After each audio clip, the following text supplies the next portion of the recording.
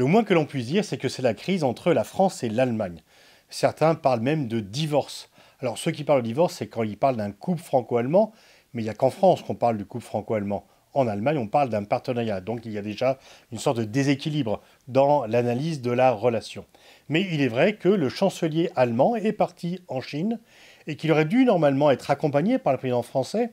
M. Macron a reçu Xi Jinping en février 2019 avec Mme Merkel pour montrer une unité européenne face à la Chine, pour avoir un peu plus de poids. Et là, M. Scholz a préféré partir seul. Pas seul, il était accompagné de nombreux chefs d'entreprise pour défendre les intérêts commerciaux de l'Allemagne et donc en oubliant quelque peu la solidarité européenne, à tout le moins la solidarité franco-allemande par rapport à la Chine. Cette visite a d'ailleurs été critiquée en Europe. On dit pourquoi aller si rapidement en Chine peu après un congrès qui a plutôt montré une crispation du pouvoir chinois. Et la propre ministre des Affaires étrangères allemande, qui appartient au Vert, a préféré ne renoncer au voyage. C'est très rare que la ministre des Affaires étrangères n'accompagne pas le chancelier. Et on voit bien qu'y compris en Allemagne, il y a quand même des divergences par rapport à cette visite. Mais le chancelier Scholz veut défendre les intérêts de l'économie allemande. Le marché chinois est extrêmement important, il est vital pour l'industrie allemande qui est en difficulté parce qu'il n'y a plus le gaz bon marché qui vient de Russie. L'Allemagne a perdu le marché russe, a perdu l'énergie russe et donc elle ne veut pas perdre le marché chinois.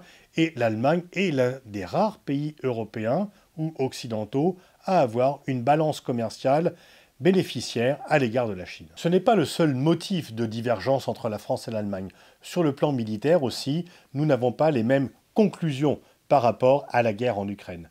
La France défend toujours, même si elle est mise à mal, le projet d'autonomie stratégique européenne dont l'Allemagne est censée être un partenaire, et là, plusieurs décisions allemandes mettent mal ce projet. L'Allemagne a décidé de créer un fonds spécial de 100 milliards d'euros de dépenses militaires supplémentaires pour les 5 prochaines années, et à terme, elle pourrait avoir un budget militaire plus important que le budget français.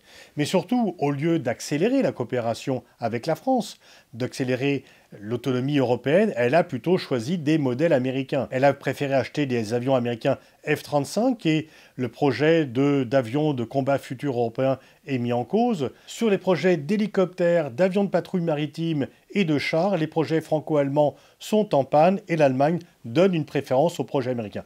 L'armée allemande a toujours été très atlantiste. Le chef d'état-major a dit qu'il préférait des armes déjà prêtes à des projets un petit peu futurs et un peu incertains avec la France. Et donc, il faudrait voir si, effectivement, l'Allemagne, peut-être d'ailleurs pour se faire pardonner ses relations développées sur le plan commercial avec la Chine au moment où les États-Unis demandent à les réduire au maximum, pour se faire pardonner, achète des armes en grande quantité aux États-Unis. Mais donc en fait, il y a une double dépendance de l'Allemagne, commerciale à l'égard de la Chine, stratégique à l'égard des États-Unis. Est-ce que c'est vraiment la crise entre la France et l'Allemagne, ou est-ce que c'est un moment passager ?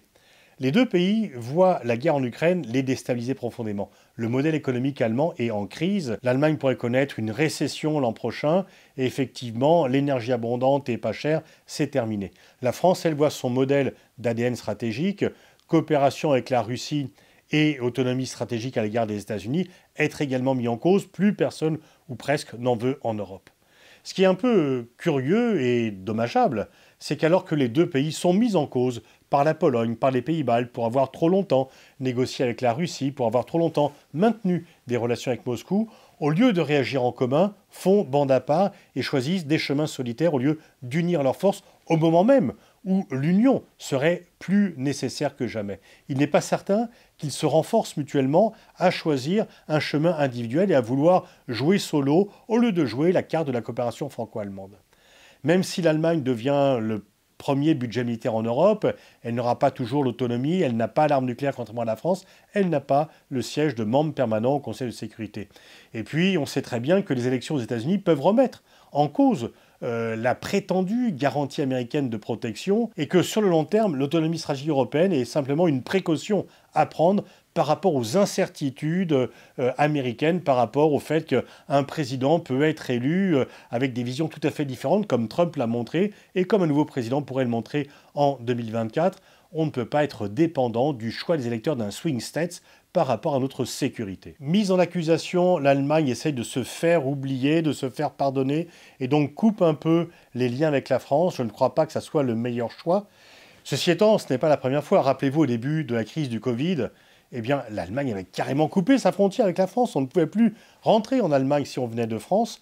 Et puis la raison l'a emporté. Et c'est finalement grâce à la coopération franco-allemande qu'un plan de relance ambitieux a été lancé et a été accepté par les autres pays européens. Eh bien, espérons que ce qui a marché pour l'après-Covid, une volonté de jouer solo et puis la prise en compte des intérêts mutuels et du fait de la raison que seule une coopération franco-allemande nous permet de sortir par le haut de la crise. Espérons que ce qui a marché pour le Covid marche également pour cette crise stratégique très particulière suite à la guerre en Ukraine.